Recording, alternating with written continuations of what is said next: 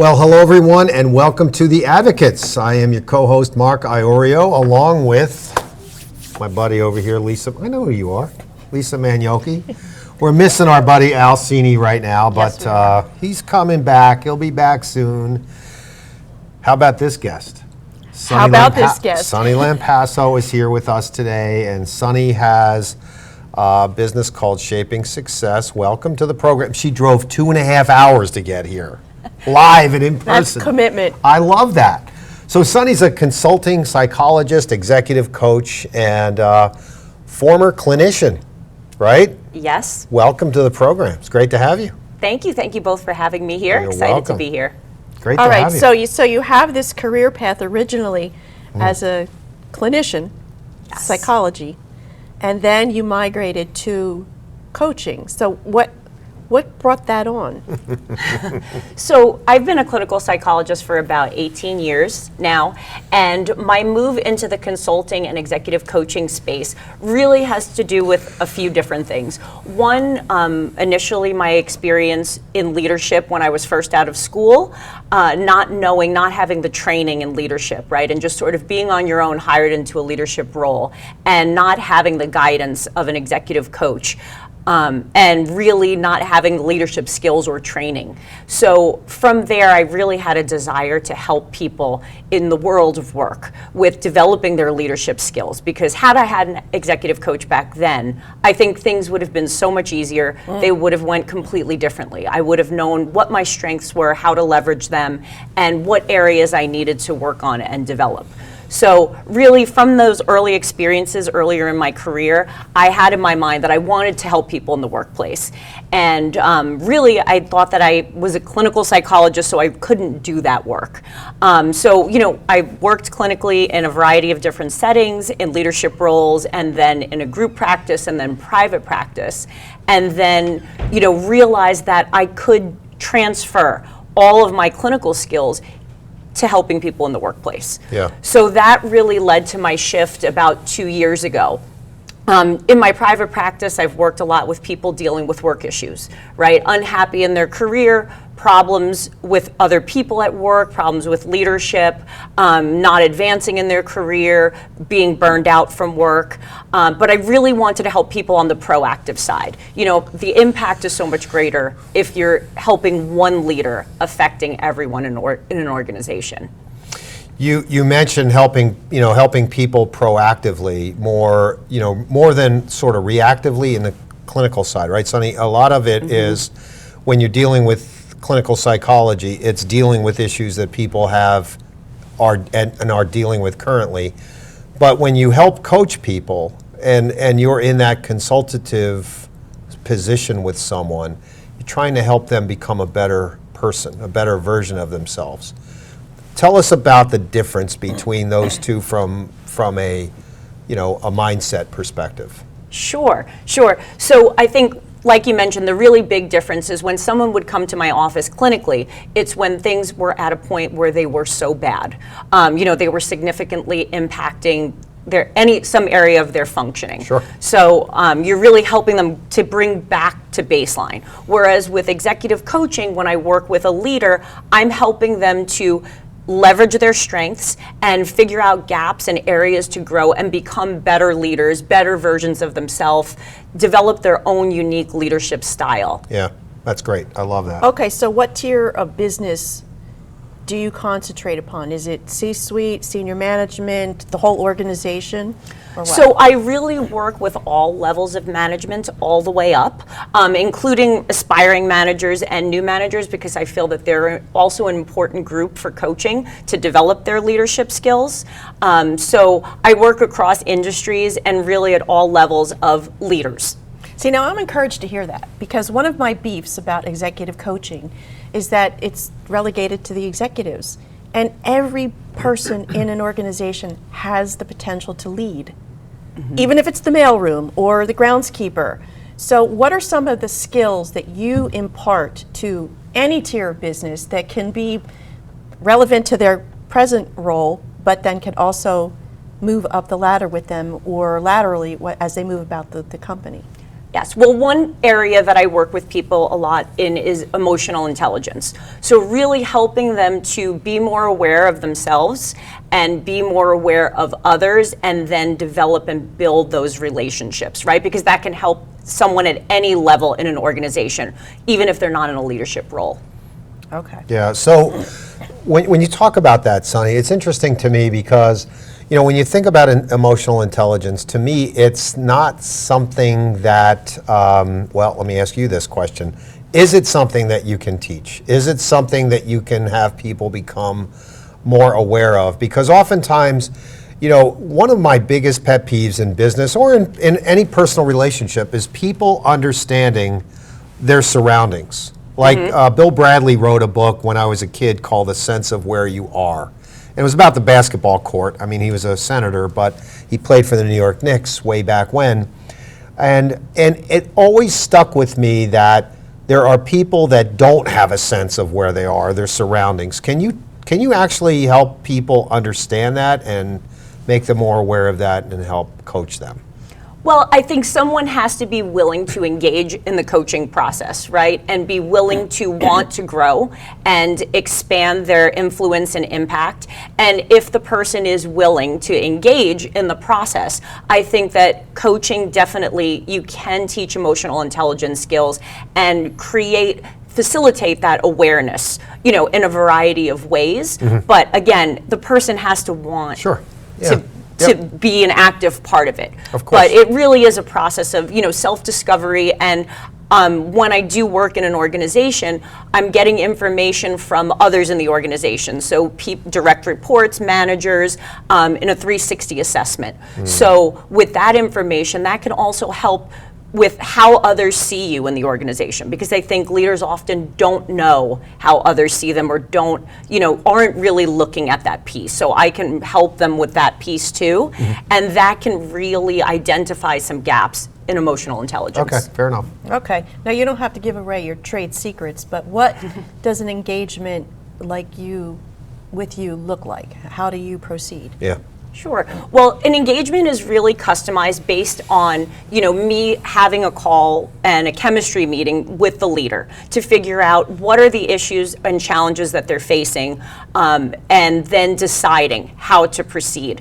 My background as a clinical psychologist, I am a big fan of a cognitive behavioral therapy called ACT, and that is actually applied in coaching. So it's different than the therapy piece, but it's acceptance and commitment coaching. So I'm really helping leaders to identify what's most important to them, to really be in touch with their values and engage in committed action based on that. So that I'm using that framework underneath, and then when I work within the organization, I'm taking a systems approach, getting 360 assessments, looking at personality, looking at values and motivation, like I mentioned before, and then also looking at emotional intelligence.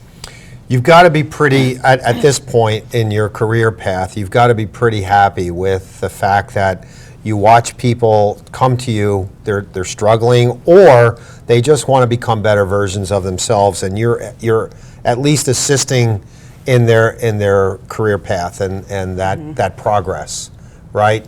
So tell us about that, because a lot of times, Sunny, the whole idea of the advocates is about people helping people. It's about us talking to folks like you that have helped others, and there's nothing more gratifying to Lisa and me and Al to listen to the stories about this. So could you share a few?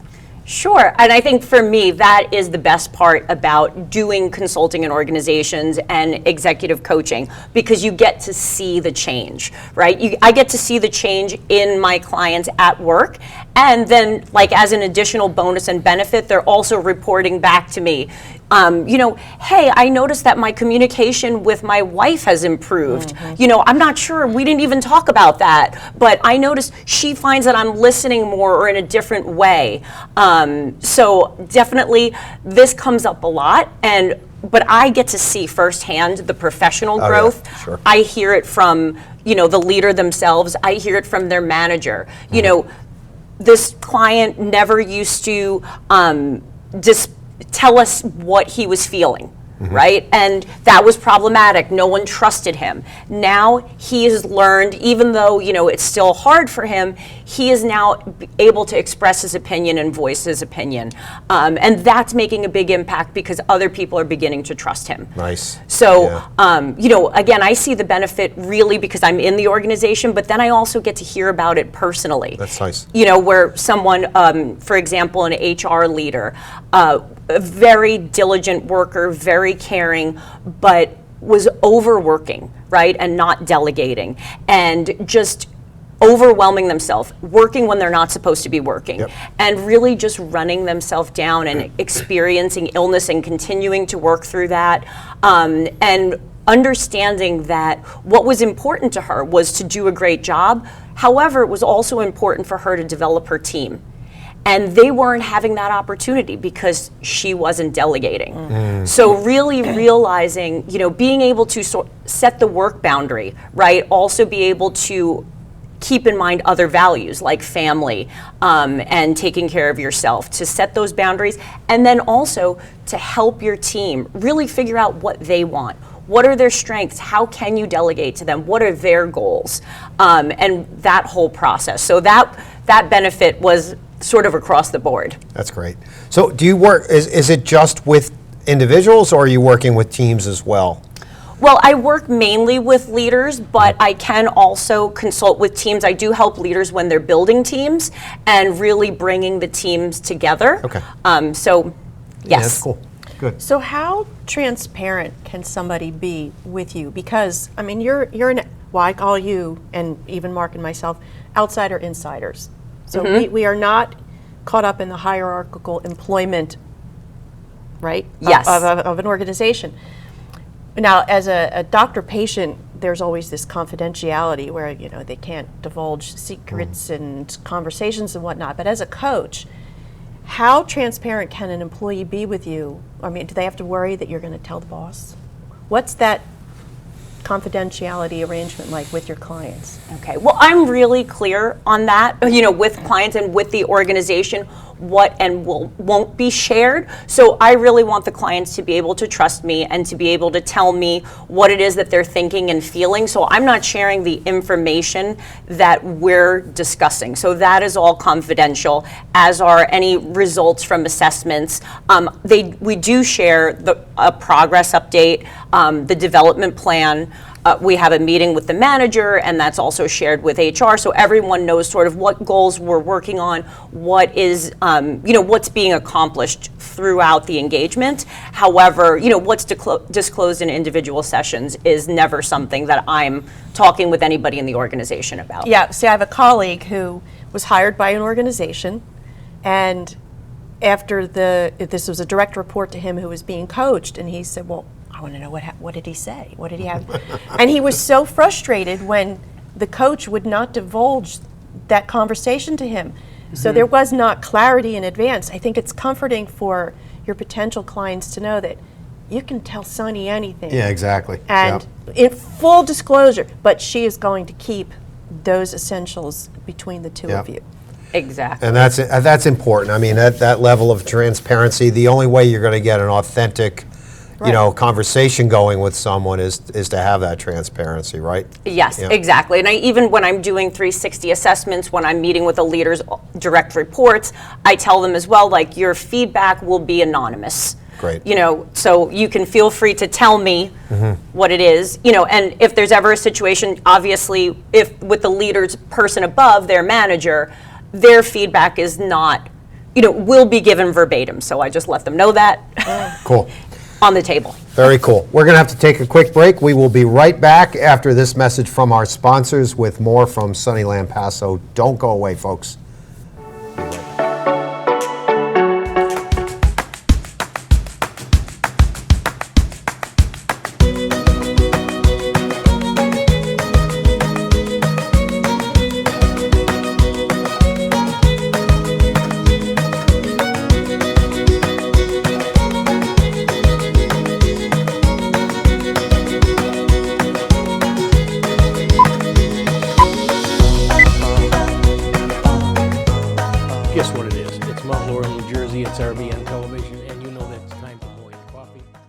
love our new home. Lots of windows, great light. But the birds. They're back. Yes, I hear them. Uh-oh. Why are these birds so angry? At least Geico makes bundling our home and car insurance easy. We save a lot. I'm going. Ah! Hurry! I know. For bundling made easy, go to geico.com.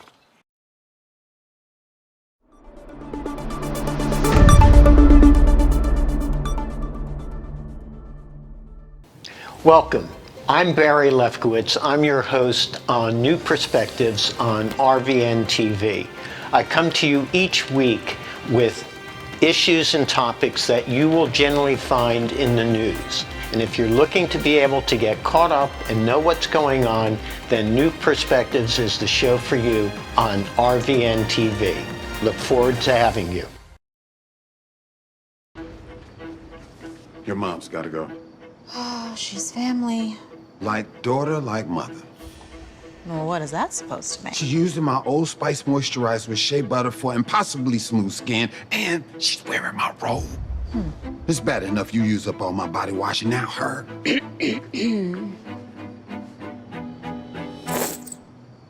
We're out.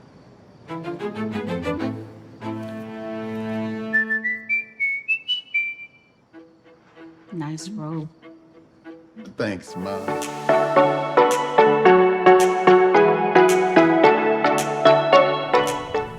Welcome back to The Advocates. I am your co-host, Mark Iorio, along with Lisa Magnochi, and we have Sunni Lampasso here with us today, talking about all kinds of things. Consulting. Sunni's a consulting psychologist, an executive coach. Shaping Success is the name of the business, right? And you started that two years ago? Yep, it's a Like right in the middle of a pandemic? Well, I actually decided to make this transition a few weeks before the pandemic hit. I had attended a conference for clinical psychologists wanting to move into the consulting world. Oh, yes, and that's right. made the decision to start my new business, and then 3 weeks later, the pandemic happened. Yeah, great. So it was Good interesting timing.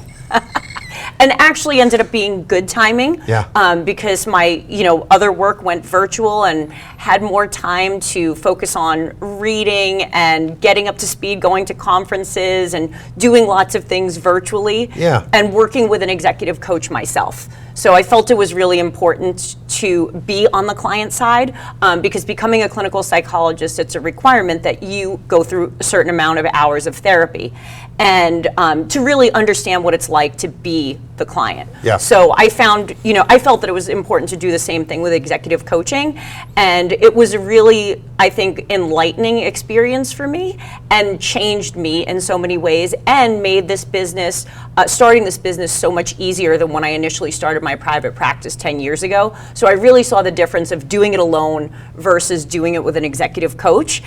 So I became a real fan. That's great. That's great. Was that transition? As you're talking about it, it seems like it wasn't that difficult, but you had to have some emotional attachment to, your clinical psychology business, which you started 10 years ago, right? Yes, and I do still have a small practice Yeah. that I'm maintaining. But yes, I think it was definitely a difficult shift for me, and a big change. Having always been a clinical psychologist as my main career, Yeah. it was hard, and hard to put myself out there, hard to sort of manage, the anxiety and the change, the stress of the change. So it definitely was challenging. And plus not knowing, with your clinical psychology business, your practice, you knew that there was a certain amount of patients and income and all that, and all of a sudden there's this level of uncertainty, right? Yes, I've found that it's completely different. Yeah. Right. So I've built the private practice actually without doing much marketing or business development. It sort of started to build itself through word of mouth. And then people, finding you online and looking at reviews. But I found that with this is totally different. I've had to learn a lot about marketing and branding and business development and, also doing a lot of networking as well, which is something that's been pretty new for me. Yeah. Yep. You're good at it, though. Yes. All right, now let's get into some nitty-gritty here. I have been in the coaching field since 2007, so a long time. I have had some clients cry after they read the results of their 360s. So what is your experience of the 360? Is it positive, negative? Well, I think, definitely people can be upset, when they're reading the 360 results. So I think really taking the time to go over that with them. I really like sharing that while we're meeting, right? Not prior to, because I think if you just read that on your own, you can take things. And that is what happened. She was administered results alone, and there was one particular person who gave some pretty harsh feedback. And there was a personal issue. It was actually not a good choice. And so for those who have never had a 360, I mean, there's a number of people who participate in these. But she made some nasty, I read the report. They were nasty, and it seemed like it departed from professional performance and moved into a personal attack. But because she was alone reading them, she was in tears. It was harsh. So that's very smart that you actually review it together so that you can mitigate some negativity or kind of coach them into it. Yes. And I also, when I'm looking at the 360 data, I'm also developing a feedback summary. So I'm looking for themes. So, you may not have an outlier perspective that's very extreme like this really in the summary itself. Okay. You've had some other certifications as well, and recently I saw that you're certified in Hogan. Yes. So tell us about that, and tell us about the experiences that you go through, Sunny, with becoming more certified. There's so many assessments out there, so many, right? We know. Yeah. How do you pick and choose what you want to, go after? Yeah, well, I think that's been a real challenge for me, and working with my executive coach, that's helped me with sort of defining a path, and I am certified in the EQI 2.0. I'm a big fan of emotional intelligence, and that we really need those skills to succeed in the workplace and to succeed in leadership. So that one was important for me to get certified in. And then, have a few other certifications, but more recently became certified in the Hogan, and really because it's so widely used. It's been used with millions of people. It's been used for over 30 years and really does a great job of predicting job performance and gives clients an idea of how others view them at work. So I find that can be really helpful in terms of looking at their strengths and what they're doing really well and how does that come into play with their job, and then also what can take them away from the goals or derail them when they are experiencing stress, and what sort of the watch outs and maybe blind spots. Yeah, fair enough. Well, blind spots are very difficult to overcome alone. So you say you have an executive coach as well, so you've experienced that. Pretty cool. You must have some great stories of transformation that you've brought about. So can you share a story about one of your clients? No names, of course, but tell us something. Sure. Well, I think really one transformation I brought about was helping someone find a path between two different careers. So they were in sales, and previously they had been in alliances, and really helping them to determine, okay, where do I go from here? I'm at an advanced point in my career, and how am I going to make that decision, right, to move forward, and what direction am I going? There are things I like about each, there are things I don't like about each, and really going through sort of their values and helping them determine, okay, what is important to me now, professionally and personally, what makes most sense with this job, and then, the job that they're wanting to move toward, and then also having them talk to other people around them. So, asking other former colleagues and really doing sort of their own 360 in a way, to get an idea of what would be the best fit for them at this point in time. And, I think that really helped her to determine that she did want to remain in alliances, again, because professionally and personally, it made sense. It made sense for her family. And she felt really confident about that decision going into it. Sunni, what would you, if you look back, like on your, not just the career path with your private practice, but even further back, or just recently with Shaping Success, what would you do differently if you had to do it all over again? Would you change anything? I think the one thing I would have done differently is early on in my career, I would have found more mentors. I didn't really have many mentors. I had some formal mentors in graduate school, but after that, I was kind of on my own. Really, until starting Shaping Success. I really didn't have mentors along the way, and that has been instrumental for me in sort of finding out how did other people do it. Right. What are they doing? And again, even with the assessment process, I've interviewed tons of people, other consulting psychologists. What are you using? How has it helped? Why are you using this assessment? Again, because there are so many options. Yeah. So I really think that the mentor piece has helped me, even though this change has been challenging, it's helped to really accelerate it. Working with the coach, but the mentor piece as well. I have so many mentors that are really, they've helped so much. Yeah, it They're helps you stay in essential. your lane. I think they're a Right. must. I think everybody Exactly. should have one. Yeah. Everybody. And somebody outside of your circle so that they can be your champion, totally objective, and of course, transparent. Yeah. We're coming down to the end of the program. What's the future look like in terms of how you grow the business? You talked about marketing and branding and networking and things of that sort. How do you think you're doing so far? What grade would you give yourself with Shaping Success? Wow. And what does it look like going forward for you? Okay, well, I'd have to say I'd give myself a pretty high grade in the effort department because That was smart. I'm putting in a lot of work here. Oh, cool. Putting in a lot of work, with networking, and I feel that the key to developing a business is the relationship building, and I also love that, so that works for me. So I've been doing a lot of that, and that's why I think I'm also having a lot of fun with this, right? So I'm having fun with the business development side. I'm also having fun with the coaching side. So I care about fun at work. Good. So I'm trying to do it across the board. And I think really the building looks like expanding, more into working with teams, Yep. doing more specific team assessments to work with them. And again, just expanding across industries. I work across many different industries, and that's fun for me too, the learning piece. I'm not an expert in every industry, but I am an expert in people, in human behavior, and in how to make people be the best leader they can be. Awesome. Perfect. Thanks for joining us. You've been awesome. Thank you. It's been a great show. Can you tell everyone how to get in touch with you? Sure, Please. sure. My website is www.shapingsuccessconsulting.com, or you can reach me at 914-760-7150. Awesome, Sunni. Perfect. Thank you. All righty. Good job, Lise. All right, folks, that's a wrap for the advocates for today.